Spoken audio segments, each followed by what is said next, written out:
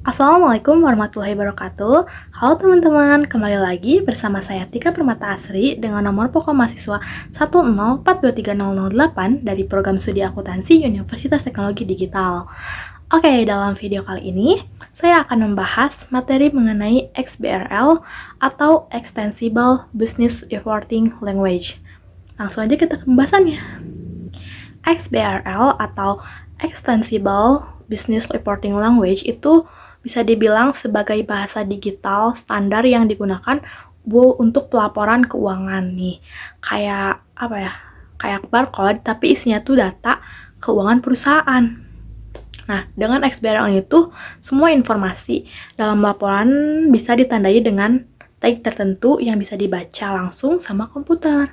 Jadi kita nggak perlu nih ketik ulang atau ubah format kalau mau dianalisis nih, apalagi kalau datanya tuh berasal dari banyak perusahaan yang berbeda-beda. Hal ini membuat proses analisis itu dari data keuangan jadi lebih cepat, akurat, dan efisien, baik untuk investor, regulator, maupun pihak perusahaan itu sendiri ya. Di Indonesia, BI atau Bursa Efek Indonesia sedang dalam proses mengimplementasikan XBRL untuk pelaporan emiten. Nah, tujuannya tuh supaya proses pengumpulan dan penyajian data laporan keuangan jadi lebih transparan, rapi, dan bisa diandalkan gitu. Sebelum memakai XBRL itu kan sistem pelaporan masih banyak masalah ya, kayak format yang nggak standar, input data manual, terus sampai prosesnya pun proses validasi yang ribet katanya. Nah, dengan XBRL, semua itu tuh bisa diminimalisir karena validasinya sudah otomatis dan terstruktur lewat taksonomi.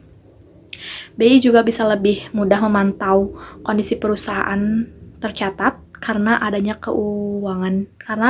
data keuangannya tersedia dalam format digital yang langsung bisa dianalisis.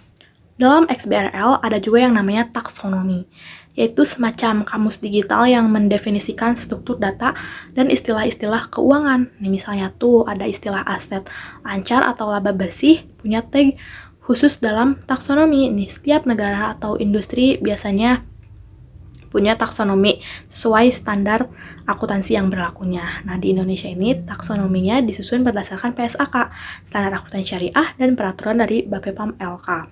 Ketika perusahaan membuat laporan keuangan dalam bentuk format XBRL, filenya itu disebut instant document. Jadi file ini tuh berisi data yang udah ditandai dan bisa langsung diekstrak serta diproses oleh software. Jadi nggak cuma PDF statis doang, tapi filenya itu hidup gitu. Yang paling penting, XBRL itu bukan software atau standar akuntansi baru ya, tapi lebih ke sistem pelaporan yang berbasis digital gitu.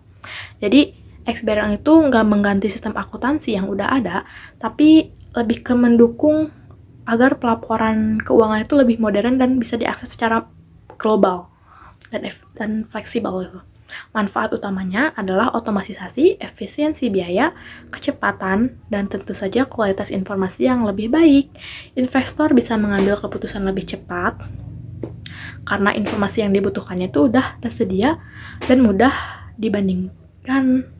Bahkan XBRL ini tuh juga berguna untuk pengembangan bisnis intelijen di masa depan, di mana pasar modal Indonesia tuh makin maju dan informatif.